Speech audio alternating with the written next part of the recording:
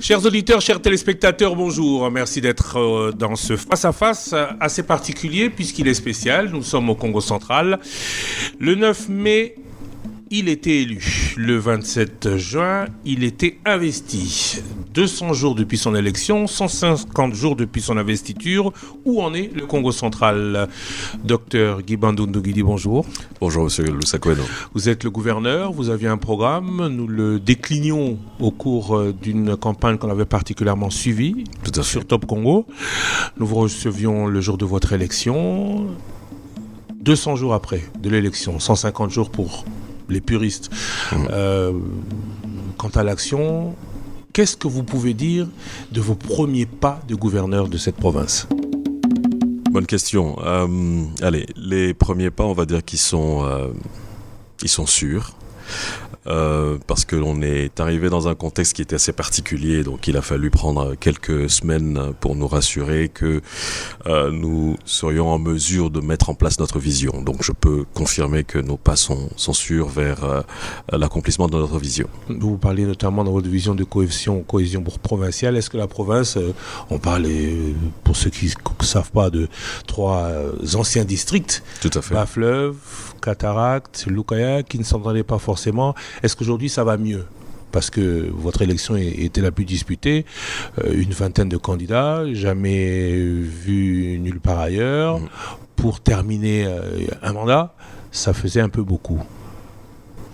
Tout à fait. C'est vrai que les efforts de cohésion, il faut continuer de travailler dessus. Mais ce qu'on peut dire du début, c'est pas trop mal. Pour le moment, tout le monde fait un effort pour pouvoir regarder dans la même direction, parce que ça va être ça le prix du développement, qu'on reste ensemble et qu'on puisse regarder dans la même direction.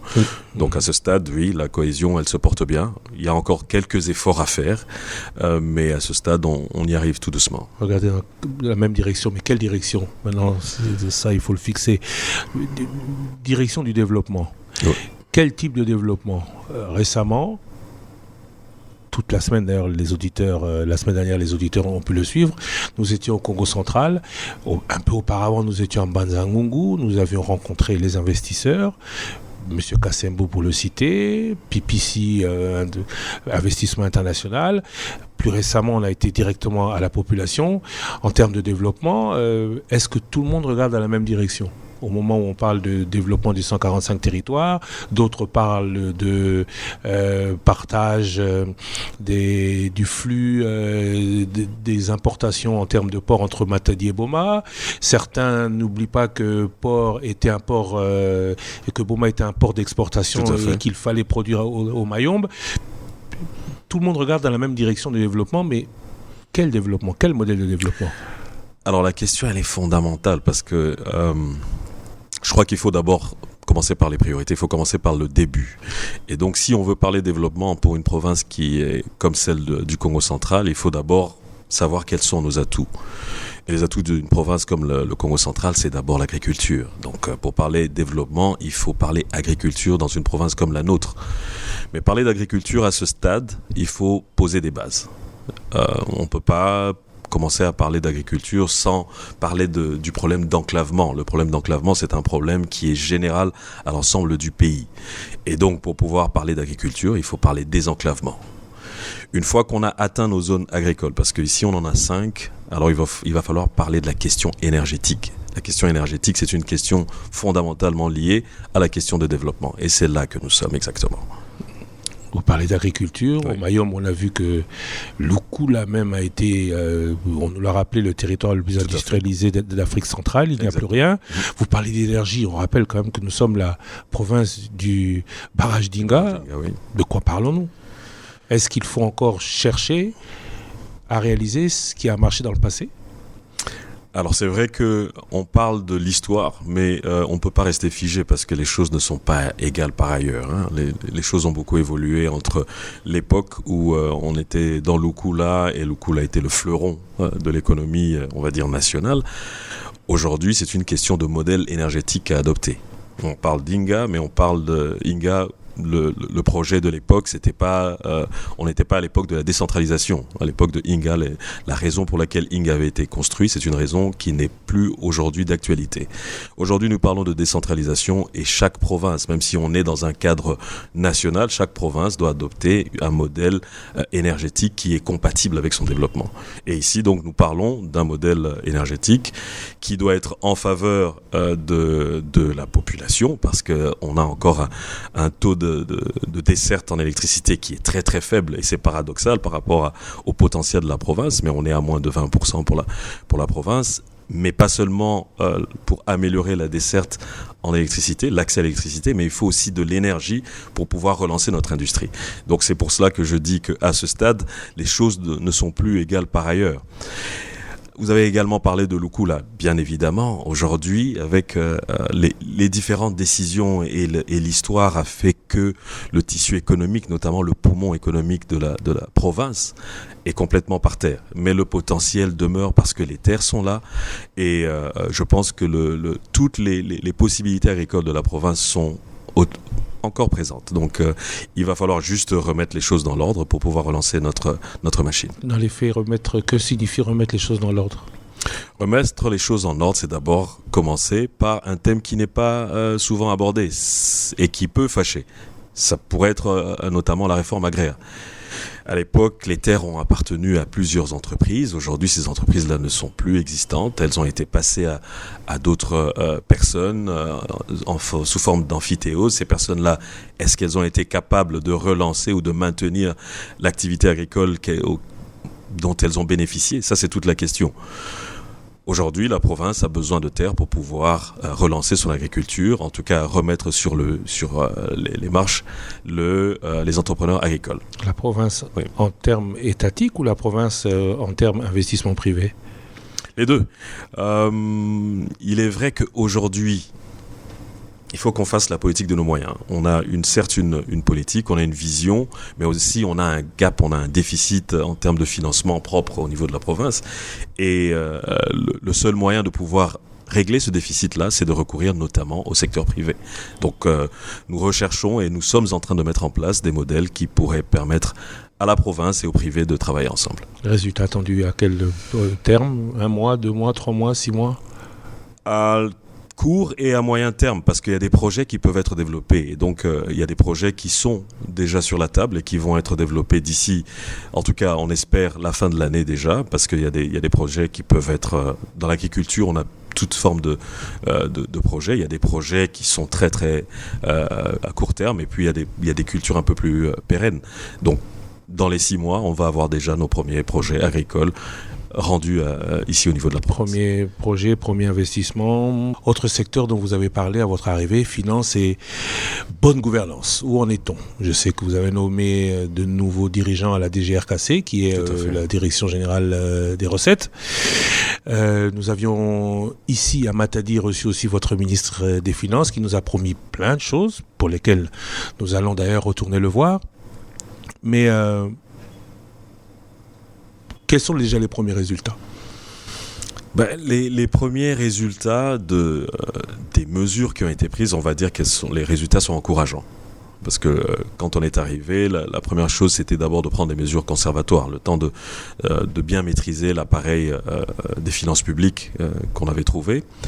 Et je peux dire que sur les différents secteurs, en tout cas, nos hypothèses de travail se sont avérées réalistes. Parce que on voit que les différentes courbes sont des courbes ascendantes. Je ne vais pas faire ici trop de triomphalisme, mais je peux dire que du point de vue, par exemple, de la DGRKC, on a quand même pas mal de bonnes progressions. On serait aux alentours de 12% sur le dernier trimestre et nos objectifs vont jusqu'à 30% au premier trimestre de l'année prochaine. En termes de chiffres, c'est combien ? On était à combien ? On est à combien aujourd'hui ? En janvier 2022, on tournait aux alentours de 4 milliards aidés. Aujourd'hui, nous sommes à 5 milliards 700, 5 milliards 800. Recettes mensuelles. Pour la DGRKC, tout à fait. Au moment où le gouvernement, lui, multiplie par 2, vous n'augmentez que de 10%. Est-ce à dire qu'il y a encore une grosse marge ? ou que la province du Congo central n'est pas aussi productrice que vous le pensiez en arrivant? Au contraire, je crois que le potentiel de la province est même il est au-delà de ce qu'on pouvait imaginer, parce que nous avons constaté que la machine, en tout cas économique, dont nous avons hérité n'était pas à son maximum. Peut-être qu'elle était à 50% de son potentiel, mais il reste encore une grande marge et une grande possibilité de croissance. En tout cas, nous en sommes convaincus par rapport aux réformes qui peuvent être mises en place. Les 12%, c'est quoi? C'est la réforme? On traque plus parce que l'IGF est venu aussi vous voir. Oui. Apparemment, vous êtes un bon élève. La marge de manœuvre, c'est quoi? Quand on voit que, en ce qui concerne le tissu économique, il n'y a pas de mieux, la marge de manœuvre, vous l'estimez à combien? Et ces réformes vont principalement toucher quel secteur et quelle action? Alors, pour le moment, il faut dire que l'embellie que nous observons, c'est essentiellement dans le cadre de la réduction des coulages de recettes. Et donc, le fait de pouvoir améliorer et faire des réformes de ce point de vue-là, c'est ce qui fait qu'on peut observer qu'il y a cette tendance haussière.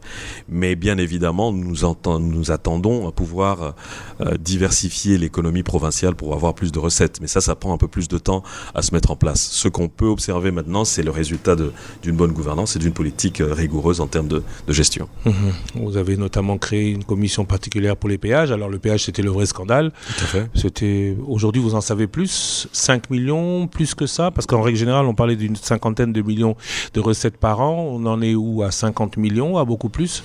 Alors, par rapport aux réformes que nous avons entreprises dès que nous sommes arrivés, nous avons mis en place, entre autres, cette commission pour pouvoir essayer de contrôler les recettes du péage. Et là encore, nos hypothèses se sont avérées réalistes.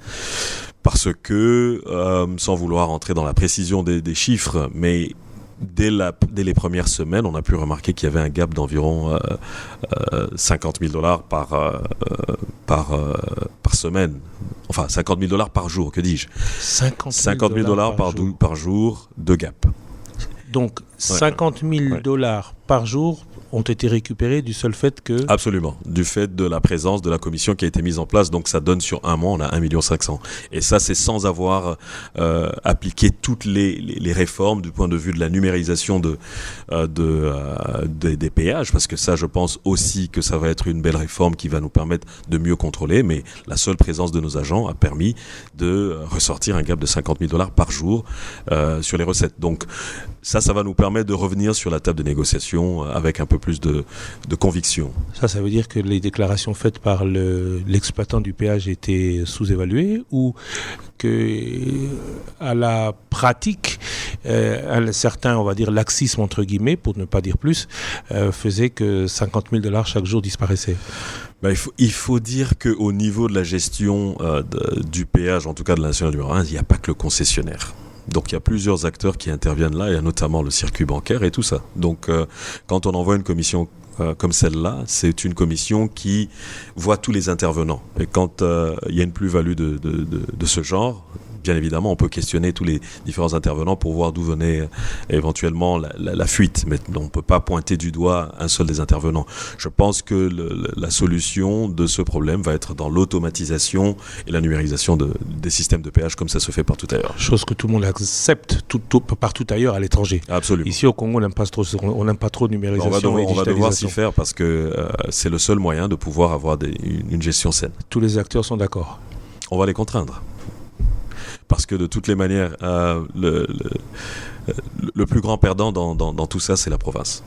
C'est la province qui est le plus grand perdant, parce que quand il se passe un problème, c'est la province qui intervient. Même si la nationale numéro 1 est une matière de gestion concurrente avec le national, mais c'est la province qui intervient lorsqu'il y a un sinistre ou tout ça. Donc on va contraindre les différents intervenants à ce qu'on respecte les règles du jeu pour que la province puisse tirer le maximum de bénéfices. Juste une petite question, en parlant de la route nationale numéro 1, oui. En parlant de tout ce qu'elle peut générer, est-ce qu'elle est encore viable? Est-ce que si on arrive à faire autant d'argent, on doit garder ce genre d'infrastructure, où on doit plus clairement et courageusement investir dans la voie ferrée et une autoroute qui serait beaucoup plus pratique à l'usage et aussi plus rentable?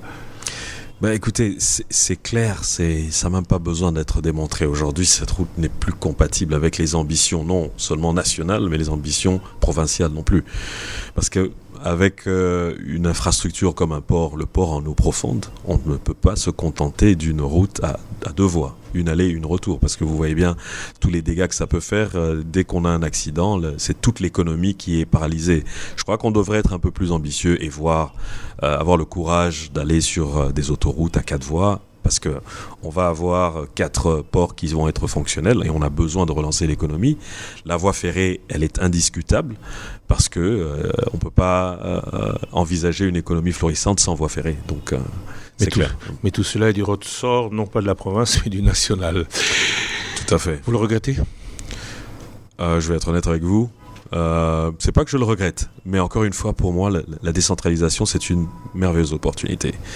Parce que justement, la loi est assez muette sur beaucoup de choses. Et le mutisme de la loi sur beaucoup de choses, ça nous permet à nous, au niveau des provinces, de prendre certaines initiatives. Quitte à ce qu'après, on soit rattrapé par la loi, mais il y a beaucoup de vides juridiques qui nous permettent à nous de pouvoir nous développer. Jeunesse et éducation, vous distribuez des bourses ? Oui. Parce qu'effectivement, je crois que c'est le pilier même de la relance ou d'une vision à long terme pour une nation. Il faut travailler sur la jeunesse. Et donc là, le programme de nos bourses, c'est vrai qu'après, ça peut sembler très peu de donner 20 bourses, mais c'est assez symbolique pour dire que nous sommes déterminés, nous avons une vision et nous comptons sur nos jeunes. Pourquoi cette initiative ? C'est parce que aujourd'hui, encore une fois, avec la décentralisation, chacune des provinces a ses spécificités. Et les spécificités de la province du Congo central, on les connaît. C'est le pétrole, c'est l'énergie, c'est les mines. On en parle très peu, mais définitivement, on va commencer à en parler de plus en plus. Et puis, c'est l'océan. C'est pour ça que ces bourses-là, ces 20 boursiers qui sont les meilleurs des meilleurs, on a eu 373 personnes qui ont... lauréats qui ont fait plus de 70%. Et donc, ces 20 boursiers sont les 20 meilleurs des 373 meilleurs. Donc, ce sont les meilleurs des meilleurs.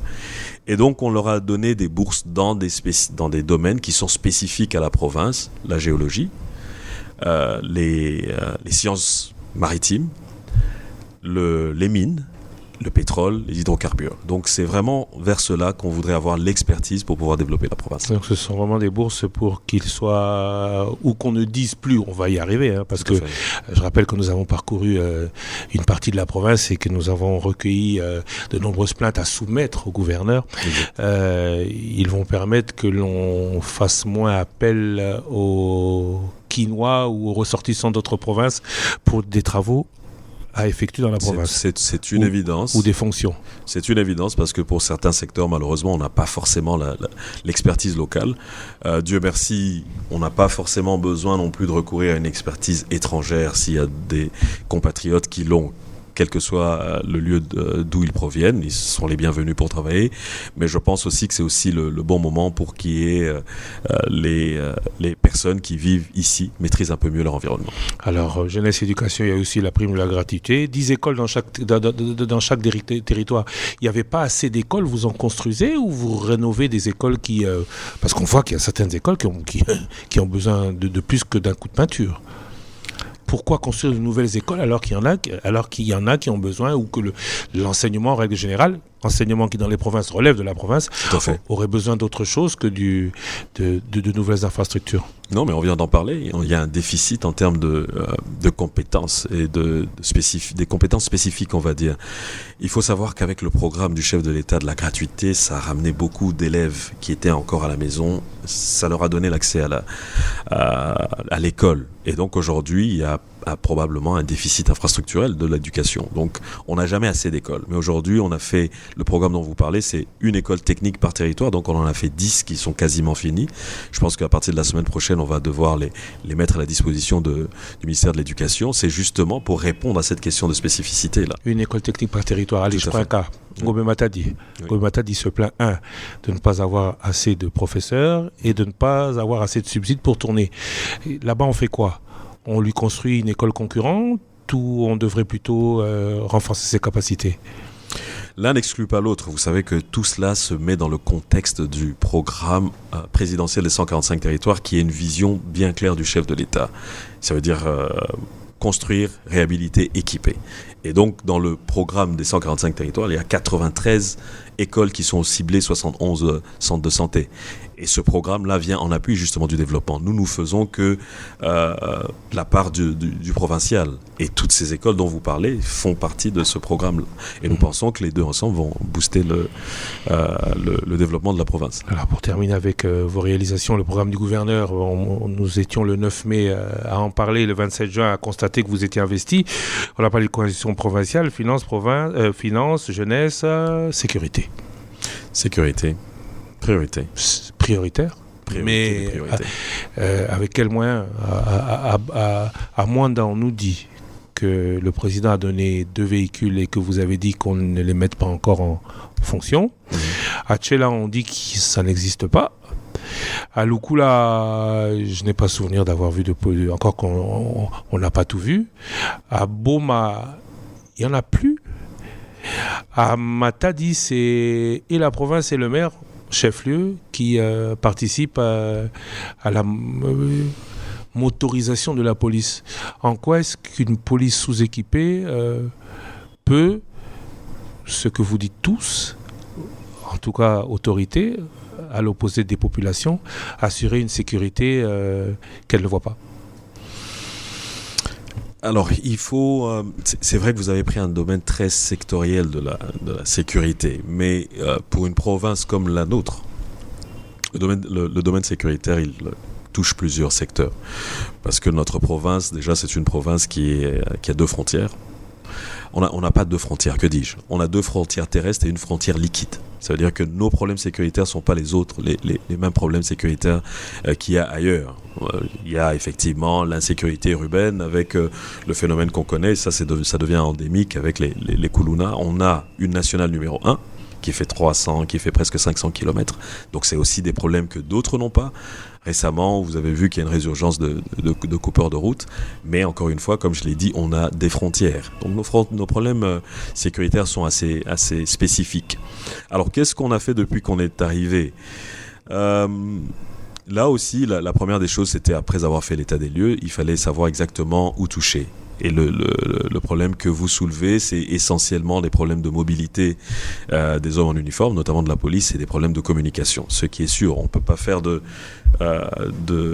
prévention ni de sécurité si on n'est pas mobile et si on n'a pas de communication. Alors, pour répondre à cette question de manière claire, dès que nous sommes arrivés, nous avons commencé à prendre les dispositions pour pouvoir acquérir très vite du matériel roulant pour nos policiers. C'est pas que ça n'existait pas. Parce qu'en faisant l'état des lieux, on s'est bien rendu compte qu'il existait du matériel roulant. Le problème, c'est que c'est du matériel qui n'est pas entretenu et qui se casse rapidement, qui est mal utilisé.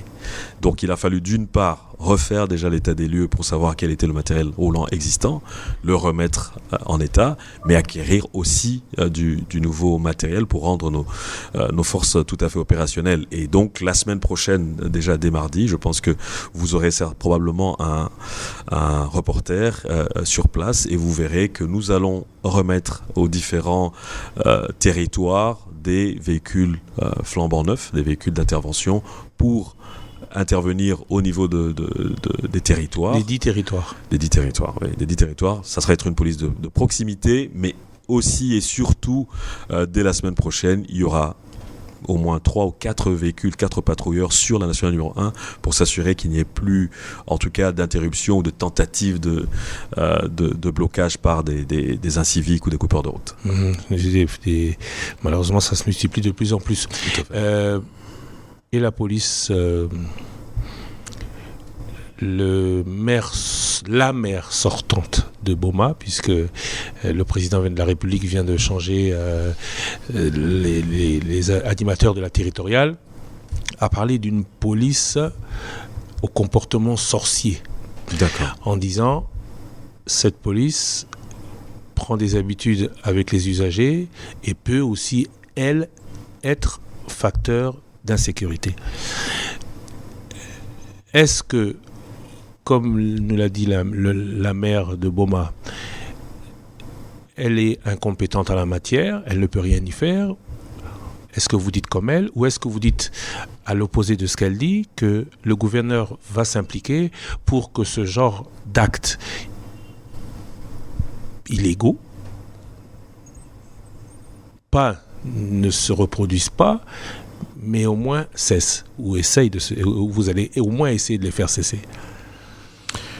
Alors, le problème sécuritaire, c'est vrai encore qu'il y a plusieurs facteurs, notamment le fait qu'au niveau de certaines entités, il faille assurer qu'il y ait des permutations, en tout cas des changements. Parce que c'est vrai que lorsque les personnes qui sont supposées assurer l'ordre deviennent un peu trop familières avec la communauté, c'est vrai que ça pose des problèmes d'autorité, et parfois elles commencent un peu trop à s'impliquer dans la gestion de la chose communautaire, et ça fait qu'elle perd en efficacité.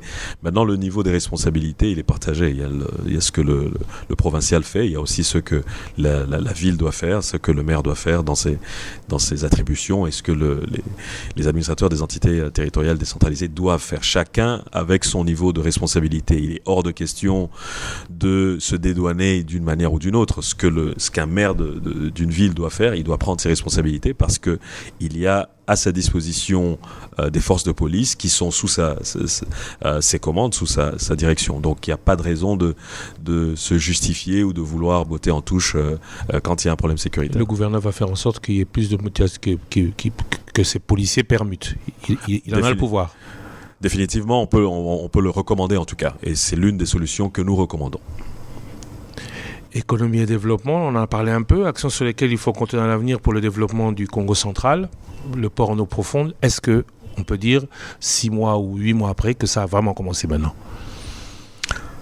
Les travaux ont vraiment commencé, parce que nous étions là récemment, en tout cas il y a quelques semaines, après que la cérémonie pour l'expropriation soit faite.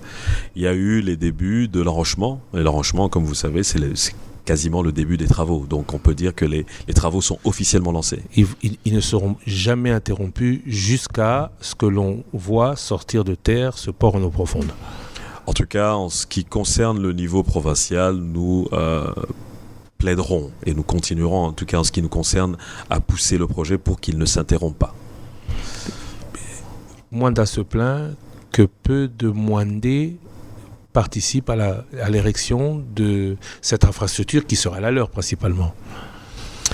Tout à fait. L'objectif aujourd'hui, c'est de réfléchir. Pas seulement réfléchir, mais nous sommes quasiment en train de mettre en place un programme pour permettre à ce que l'expertise voulue au premier stade de la construction du port soit disponible, notamment. Aujourd'hui, de quoi on a besoin pour faire un port? On va avoir besoin d'électriciens, on va avoir besoin de soudeurs, on va avoir besoin de pas mal de choses. Est-ce que cette expertise est disponible? Les soudeurs de Mwanda, en tout cas, se sont plaints chez nous, qu'ils ont vu leurs collègues de Boma, leurs collègues de Matadi, leurs collègues de Kinshasa arriver sur place, et que eux, à aucun moment, on a fait appel à eux. En tout cas, pas que je sache. En tout cas, au niveau de l'enrochement, on n'a pas encore besoin de soudeurs. Je ne sais pas par où ils les ont vus passer, mais au niveau de l'enrochement, essentiellement pour le moment, ce sont des camions qui sont en train de déverser des gros cailloux. Il n'y a pas encore eu de travail en rapport avec une expertise de ce genre. Aujourd'hui, la province peut prendre l'engagement qu'ils seront les premiers engagés? Absolument. C'est un engagement qui est ferme, de prendre essentiellement la main-d'œuvre locale. Pas à 100%, mais prioritairement la main-d'œuvre locale. Encore faut-il que nous puissions la former très très rapidement pour savoir exactement ce dont on aura besoin. En tout cas, les corps de métier qui vont être les premiers à être impliqués, on doit s'assurer à ce qu'ils soient déjà prêts. Le port en eau profonde, il y a le Kimwama. Tout à fait. Kimwama 2022, deuxième réunion de l'initiative privée, dont quand vous étiez encore dans le privé, vous êtes fondateur. Le secteur privé est la clé de votre politique? En tout cas, un allié de taille pour atteindre certains objectifs. Comme je n'ai jamais cessé de le dire, le rôle, et je l'ai encore répété lors du forum, le rôle de l'État, c'est de créer un environnement propice à ce que les affaires se développent. C'est pas forcément de commencer à créer des emplois ou de créer des entreprises.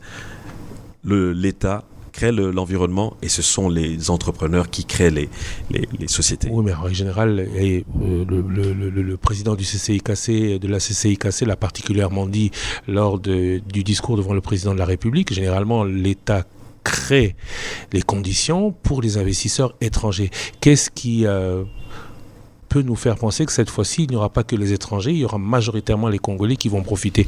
Aujourd'hui, on a 30%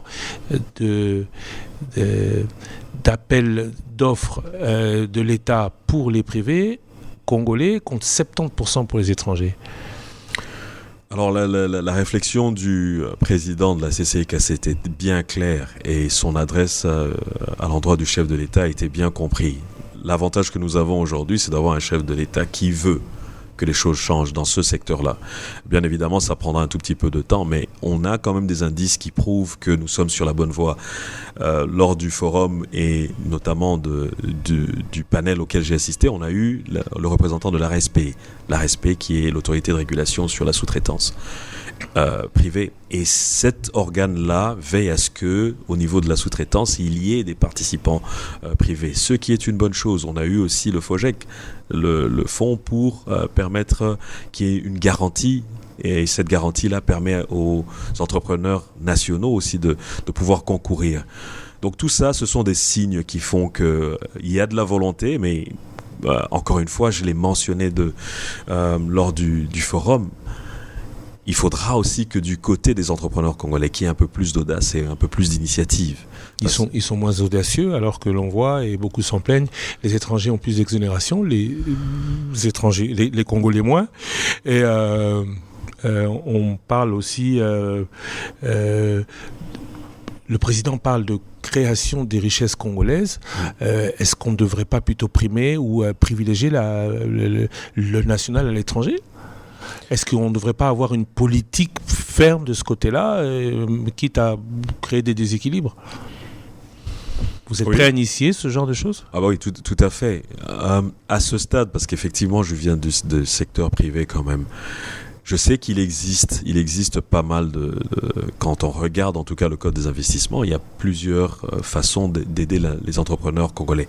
Est-ce que ce qui est fait jusqu'à ce jour est suffisant pour permettre à ce qu'il y ait une classe moyenne congolaise qui émerge ? Ça, c'est une question. Maintenant, tout cela, il y a encore des efforts à faire, tout à fait. Alors, plusieurs questions pour créer ces... je ne parle pas du guichet unique, vous allez me répondre qu'ils sont en train d'arriver. Le GUS n'était pas au Congo central, il arrive. Agriculture et route de dessert agricole, ça, c'est pas l'État. Ça, c'est la province. Tout à fait. Beaucoup se plaignent. Pourquoi produire si on n'arrive pas à évacuer ? Que fait la province pour eux ? Il faut savoir que c'est vraiment un domaine qui est assez complexe. Le domaine des routes de dessert agricole est un domaine qui est très très complexe. Oui, mais il suffit d'identifier là où il y a la production pour faire en sorte que cette production arrive là où il y a la consommation. En effet, il suffit. Où est la complexité ? Elle est complexe dans la mesure où c'est le mode de financement. Aujourd'hui, il faut savoir qu'on a quand même 13 000 kilomètres à peu près de routes de dessert agricole. Dans la province ? Dans la province. 13 000. 13 000 kilomètres de routes de dessert agricole. Et à ce jour, parce que les routes de dessert agricole sont financées en partie par le national, notamment via le FONER. Cette année, il faut savoir que seulement 262 kilomètres ont été financés sur 13 000. Et sur les 13 000 kilomètres de routes de dessert agricole, seuls 25%. Donc si vous faites le compte, divisé par 4, 12 000, on est à peu près à 400 kilomètres viables. Donc, combien vous dites ? 25%. 25%, on est à 4 000. Donc seulement 2% des 13 000 km, 262. Oui. Que dis-je ? Je parle en latin, c'est 3 000 km. Oui. Sur les 12 000, seulement 3 000 sont viables. Et cette année, seulement 262 km ont été financés. Donc le gap est énorme. Et l'exercice est assez périlleux parce que sur le montant qui est reçu, il faut maintenant l'affecter à des zones agricoles parce que... Lesquelles principalement ? Voilà. Le bon moyen de pouvoir s'en sortir, c'est de mettre en priorité les zones à fort potentiel économique. C'est le seul moyen. Lesquels au Congo central? Oui, mais on en a 5. Il faut savoir qu'on a 5 bassins agricoles. On a Inkisi, on a Kwilu, on a Luala, on a Lukula et la mer. Le Mayombe n'en fait plus partie. Lukula. Lukula, okay. Le bassin de Lukula. Lukula, Luango et Tchela. Exactement. Et donc, à ce stade, puisqu'on ne peut pas faire tout au même moment, on a été obligé d'identifier 1 ou 2 bassins agricoles vers lesquels on va orienter les routes de desserte agricole pour pouvoir désenclaver ces premiers bassins-là et lancer notre entreprise agricole. On parle développement. Quels sont les domaines qui doivent être touchés pour qu'il y ait un réel changement? Question d'auditeur. Est-ce le Mayombe? Est-ce la cimenterie? Est-ce le pétrole? Est-ce la transformation? Est-ce la pêche? C'est-à-dire tout est prioritaire, on est d'accord. Mais pour que ce soit rendement d'abord rapide, premier résultat très rapide, finances rapidement disponibles pour d'autres secteurs, quels sont les domaines qui doivent être touchés en premier pour qu'il y ait un réel changement? Je pense qu'on l'a dit, il faut commencer par le début. Et le début, vous venez de le mentionner, c'est la production agricole qui doit être évacuée. Donc avant de pouvoir toucher au ciment et à tout le reste, il va falloir faire des routes. Parce que grâce à ces routes-là, on va pouvoir sortir notre production. Et comme on l'a dit, si on veut avoir une plus-value de nos produits agricoles, aller vers l'agribusiness, il va falloir connecter l'énergie. Donc c'est vraiment cela pour nous le début. C'est le fruit de votre réflexion. Vous avez consulté la société civile, les artisans, les agriculteurs, enfin ceux qui font ce travail de la terre. Parce que la plainte, elle est là aussi. C'est beaucoup de décisions prises en haut pour des applications en bas sans que le bas n'ait été consulté. Comment consulter je vois que vous parlez de la société civile. Alors à ce stade, il faut savoir que le fonctionnement de ça, on parle de 2 choses. On parle du domaine agricole, mais on parle aussi de la société civile. Quels sont les vrais problèmes de la société civile? Non, mais quand je vous parle de société civile, c'est un terme générique. C'est très pour bien. Dire, est-ce qu'il ne faut pas, pour être plus efficace, que la province se dise à un moment donné, on a posé la question notamment à Tchela, que ces agriculteurs qui travaillent, mais qui ne sont pas organisés en corporation ou en coopérative, organiser pour avoir un travail. Est-ce que la première chose, c'est pas de les organiser déjà? Non, mais absolument. Le modèle que nous choisissons pour le modèle agricole que nous choisissons, c'est un modèle participatif. C'est pas juste l'industrialisation mécanisée à 100%. On va dire c'est un modèle transitionnel entre faire participer les agriculteurs en coopérative, mais qui sont arrimés dans un schéma qui leur permet d'aller vers des plus-values. Parce que les laisser au stade actuel où c'est une agriculture de subsistance, ça a prouvé les limites. Aujourd'hui, on a un problème de sécurité alimentaire et il ne va pas être réglé par l'agriculture de subsistance que nous sommes en train de faire. Il va absolument falloir passer à l'étape suivante, et soit la semi-mécanisation, et c'est l'étape transitionnelle, vers une industrialisation pure. Les premiers résultats, on peut vous demander si dans les 6 mois... Premier trimestre 2023. Déjà des résultats? Déjà, oui. Retour aux finances. Question d'auditeur, redevance minière au Katanga, ça se passe bien pour eux? On est content pour eux. On parle d'une gouverneure du Lualaba qui développe. Tout à fait. Mais redevance pétrolière au Congo central, ce n'est que 10 millions à ce stade. Et encore, ce n'est pas forcément géré par... on parle du territoire de Mwanda. Absolument. Alors, première question. Est-ce que ça devrait changer? Est-ce que ça va changer? Est-ce que vous regrettez que ces 10 millions soient gérés pas par vous et qu'on n'en voit pas encore les premiers résultats? Alors vous parlez effectivement de 2 choses, redevance minière et puis les 10 millions. Redevance pétrolière. Les 10 millions, c'est de la redevance pétrolière. C'est un forfait qui a été donné dans ce cadre-là. Bien évidemment, c'est un peu dommage que la province ne puisse pas bénéficier de la redevance pétrolière qui est un dû au même titre que la redevance minière. Parce que quand on regarde les livres de la province, la dernière fois qu'il y a eu une redevance pétrolière payée sur les comptes de la province, ça peut remonter à 2012. Donc on est quand même, ça fait plus de 10 ans que ça n'a pas été payé. Et Dieu sait ce que ça représente si la province pouvait bénéficier de manière mensuelle de sa redevance pétrolière. Vous évaluez à combien? Difficile à dire. Aujourd'hui, ça fonctionne en termes de forfait, mais il y a 10 ans, c'était 200 000 déjà. Mais on parle d'il y a 10 ans, 200 000 $. Seulement. Seulement. Mais c'est déjà il y a 10 ans. Donc aujourd'hui, si on regarde, parce qu'elle est proportionnelle à la production, le calcul est vite fait. Hein. Donc le calcul est vite fait. Mais de l'ordre de combien aujourd'hui? Ça dépend de 47 000 barils qu'on produit tous les jours. On fait le calcul et on tombe dans la redevance. Maintenant, si on pouvait l'avoir de manière mensuelle, c'est sûr que la province serait bien avancée et on aimerait bien que ça... À l'époque, on parlait d'un avenant 8, accord de Perenco, 1,5 milliard $. On est à l'avenant 9. On ne sait pas de combien la province devrait réellement profiter et faire comme notamment les provinces du Haut-Katanga, province du Lualaba, autogérer son développement. Redevance, ça devrait être la retenue à la source. C'est toujours le même problème. Et donc, sans ça, je n'ai pas envie de dire sans ça, mais avec ça, on aurait certainement booster l'économie de la province, mais aussi l'économie nationale, parce que si la province se porte mieux du point de vue de sa propre économie, c'est sûr que ça a un impact au niveau national, comme je ne cesse de le dire, que la puissance économique du pays, c'est la résultante de la force économique de toutes les provinces. Donc, si on permet à la province de plus se développer, bien évidemment, le bénéfice va être en national aussi. Oui. Pourquoi les 10 millions ne sont pas gérés par le territoire de Mwanda directement? Pourquoi ça traîne autant? Alors, ça traîne autant parce que c'est vrai que ça va faire depuis le début de l'année, mais tout dépend comment ça a été structuré et comment ça a été lancé. Parce qu'à un moment, ça a été géré par le ministère des Hydrocarbures, puis c'est passé au comité de gestion des fonds Mwanda, qui est opérationnel depuis quelques mois, dont l'objectif pour le comité de gestion du fonds Mwanda, c'est en fait l'identification des projets qui viennent de la base. Et il y a un troisième acteur, notamment le BCECO, le Bureau central de coordination, qui s'implique comme étant l'organe qui va devoir aider à l'identification, la mise en place et le suivi des projets. Pourquoi ça traîne?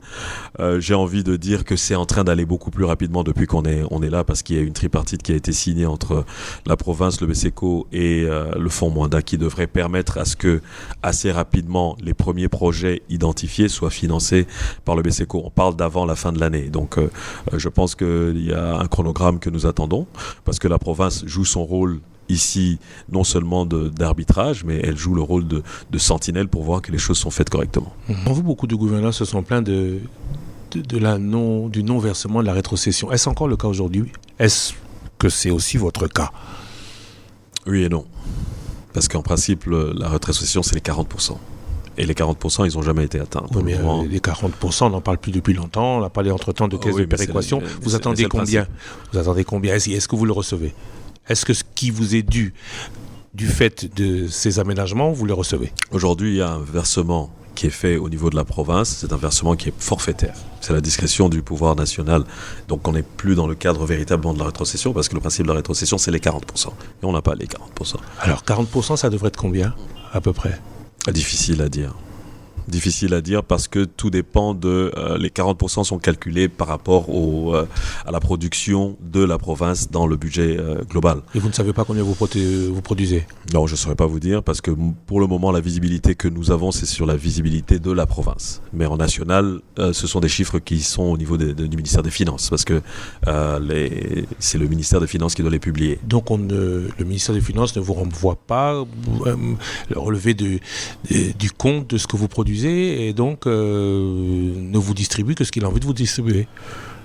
Je ne le dirais pas de cette manière-là, mais peut-être que de notre part aussi, il faudrait qu'on fasse un peu plus d'investigation pour savoir. On va dire pas de manière fouillée. Mais c'est une bonne question, on va pouvoir le faire.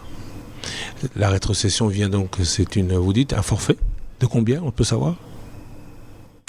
Ça, il faudra que je vois avec le ministre des Finances, mais je peux vous le dire. Hein. Oui. C'est de l'ordre de, si ma mémoire est bonne, $200 000. 100 000 $? 200 000. 200 000 $ par mois. Par mois. Par mois. Qu'est-ce qu'on fait avec ça? J'allais vous poser la même question, mais on se pose la question en même temps. Alors, en partant du principe qu'il y a 26 provinces, si chacune des 26 provinces reçoivent 200 millions, sur les budgets, un budget de l'État qu'on évalue à 10 milliards, les provinces n'auraient que 5 millions de rétrocession? Je ne sais pas si c'est le même forfait qui est donné à toutes les provinces. Ça m'étonnerait. Certains touchent moins même. Oui, et certains touchent plus. Maintenant, sur la question précédente où vous parliez de la contribution de la province, elle est connue. Hein. On est 3e dans la contribution du budget national. Et on ne reçoit que 200 000 $ par mois. 200 000 $ par mois. Enfin... Il n'y a pas plus que ça. Une enveloppe sur laquelle vous devez vous encore redistribuer aux différentes ETD, des mairies, des territoires. Non. Ça, c'est deux enveloppes différentes. Ok. Il y a l'enveloppe qui vient pour les ETD et il y a l'enveloppe qui vient dans le cadre de la rétrocession provinciale. Et pour les ETD, vous recevez une enveloppe similaire? Quasiment. Mais certains, notamment à Boma, sur les 4 derniers mois, ils se plaignent de n'avoir reçu qu'un mois. C'est normal? C'est la question qui a été soulevée lors du séminaire qu'on a organisé parce que jusque-là, les ETD n'ont pas eu il n'y a pas eu véritablement de programme. Et vous parliez de la participation justement de la société civile. Depuis que nous sommes arrivés, nous avons voulu que la société civile participe à la gestion des entités territoriales décentralisées. C'est pour cela que nous avons organisé justement un séminaire avec le ministère du Plan et le ministère de l'Intérieur afin que, au niveau des ETD, les comités locaux de développement soient un peu plus fonctionnels et prennent véritablement la part de la gestion au niveau de la base. Et cet exercice a été très salutaire parce que ça nous a permis d'envisager une meilleure gestion de la chose publique. C'est vrai que la rétrocession en elle-même, elle est faible. Mais avec les moyens de bord, il faut quand même pouvoir faire quelque chose. C'est pour cela que lors de notre séminaire, nous avons demandé à tous les administrateurs au niveau de la rétrocession, parce qu'il y a 2 types de rétrocession en principe. Il y a la rétrocession pour les frais de fonctionnement et la rétrocession dans le cadre des investissements. Pour le moment, la rétrocession pour les investissements, elle n'est pas effective. Celle qui est effective, c'est la rétrocession pour les frais de fonctionnement. Mais on ne va pas s'arrêter là. On a demandé, en tout cas on a instruit les différents administrateurs qu'avec la rétrocession du fonctionnement, il fallait aussi faire des projets d'investissement. Et donc on leur a demandé de prendre sur cette enveloppe-là 40% en fonctionnement et 60% en investissement.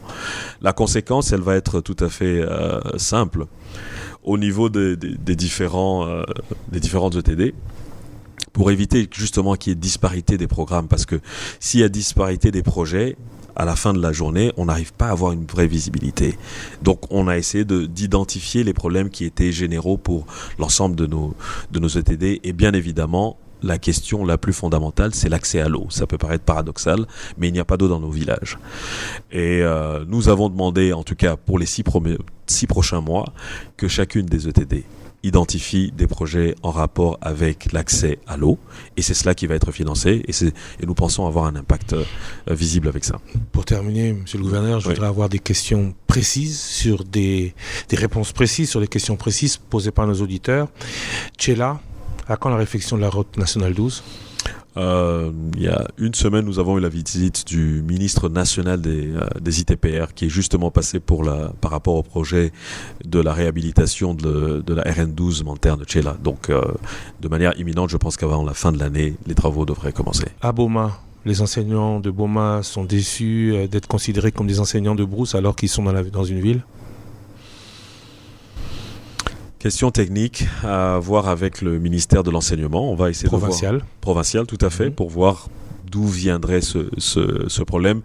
Il est vrai qu'après, du point de vue territorial, parfois certains changements ne suivent pas automatiquement, parce que entre les territoires et les zones, comment on les appelle, les zones éducatives, il n'y a pas forcément de correspondance, mais on va voir assez rapidement pourquoi le problème se pose. Fonction publique, zone salariale, pourquoi cette injustice jusqu'à 80 000 francs congolais de différence entre Matadi et Boma? Pareil, ça devrait être la même explication. Donc là aussi, parfois les zones territoriales ne correspondent pas à la même distribution au niveau de la fonction publique. Donc là aussi, il va falloir qu'on voit pourquoi il y a ce décalage. On est toujours à Boma.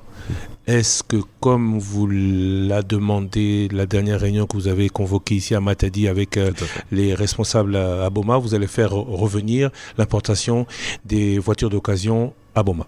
C'est l'une des mesures les plus urgentes que nous allons prendre assez rapidement. C'est par rapport à justement le transport des véhicules usagés.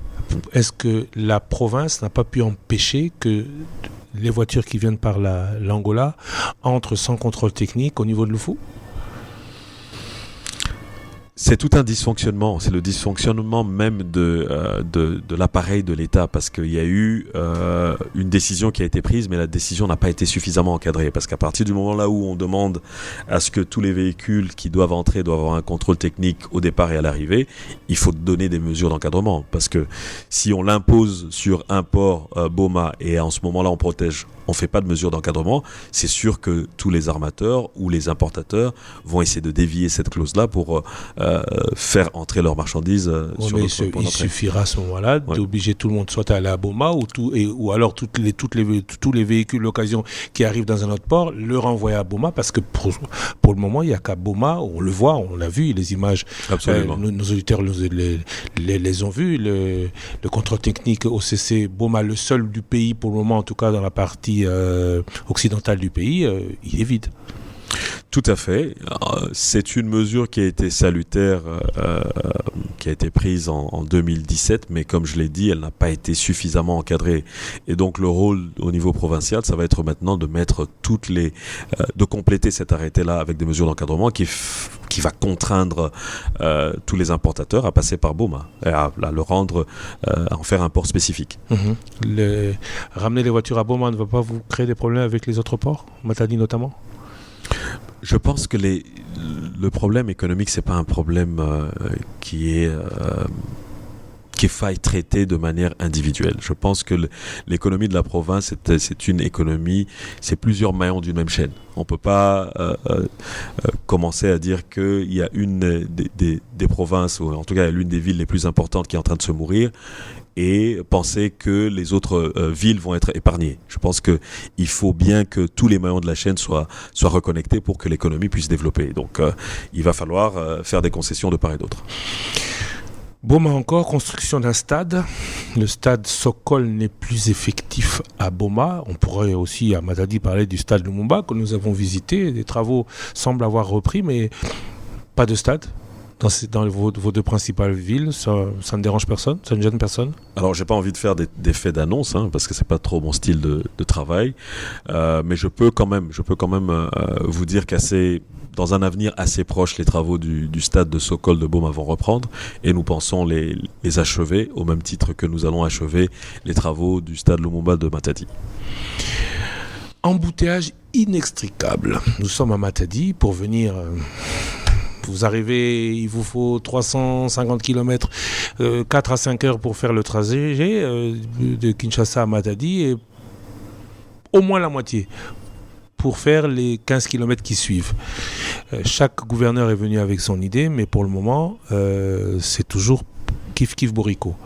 On voit d'où la porte d'entrée à Matadi, et même du côté du pont Maréchal, est juste... difficile à franchir. Quelles sont, vous nous les aviez promises, à votre entrée en fonction, les premières mesures qu'on doit attendre, ou à quand doit-on les attendre pour que cela ne soit plus le cas? Problème multifactoriel. Le problème de l'embouteillage au niveau de la ville de Matadi, c'est un problème multifactoriel, on l'a dit à l'époque, et pour pouvoir le résoudre, il va falloir toucher les différents facteurs. Première chose, c'est que on a une nationale numéro 1 qui traverse une ville. Donc ça, c'est assez compliqué.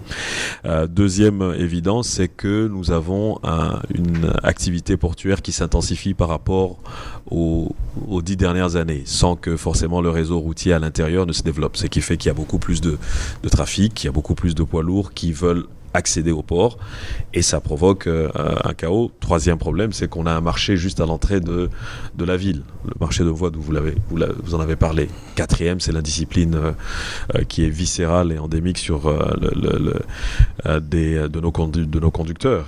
Nous sommes en train de travailler sur les différents facteurs qui sont responsables de cet embouteillage, notamment en ce qui concerne le marché, celui de voies d'où nous sommes en train de travailler pour voir comment le déplacer, en tout cas relocaliser. C'est vrai que ça ne va pas être forcément accueilli de gaieté de cœur, tout à fait. Mais c'est une évidence qu'il faille déplacer ce marché-là. Et c'est pour cela que nous avons lancé les travaux de modernisation du marché sud, entre autres, sur le trafic des poids lourds. Il y a une route dont les travaux vont commencer d'ici la fin de l'année pour pouvoir donner à partir du pont Pozo un autre accès au port des poids lourds pour pouvoir les dévier et qu'ils ne soient plus obligés de passer par Une nouvelle route qui va prendre combien de temps ? D'après ça devrait prendre 8 à 9 mois quand même. Il y a plus simple. Pourquoi ne pas faire une station relais comme à l'étranger. Quand vous rentrez au pire des heures, vous pouvez compter jusqu'à une file de 400 camions. Tout à fait. Un relais de 400 camions au niveau du péage ou je ne sais où. Ils vont aller attendre la nuit pour rentrer. C'est aussi ce dont on parlait à Kassangoul ou pour Kassangoul à Kinshasa, mais qui n'a pas été fait. Oui. Pourquoi pas trouver des mesures simples, faciles à réaliser, plutôt que de partir sur une route qui... non, vous me l'avez enlevé de la bouche parce que je n'avais pas terminé de parler. Justement, il y a ce parking qui va être fait juste à l'entrée de Matadi, notamment à 2 ou 3 kilomètres du pont Pozo, où la province a déjà acquis 10 hectares pour qu'il y ait ce parking tampon et que les poids lourds ne soient plus obligés de joncher la voie publique avant d'accéder au port. Donc, ce sont toutes des mesures qui sont prévues, qui sont en train d'être implémentées. C'est vrai que ça ne va pas être du jour au lendemain, mais en tout cas, il y a tout un programme pour pouvoir désengorger la ville de Matadi, parce qu'effectivement, c'est assez difficile d'y accéder en ce moment. Monsieur le gouverneur, vous êtes, comme je le disais tout à l'heure, vous êtes médecin, vous venez du secteur privé, vous étiez auparavant à la MONUSCO. Vous regrettez de vous être lancé dans la politique ? Non, je pense que ça fait partie de mon parcours. C'est pas le même monde non plus. J'aime les challenges. Celui-ci est un challenge particulier parce qu'il répond à beaucoup plus d'intérêt au niveau communautaire.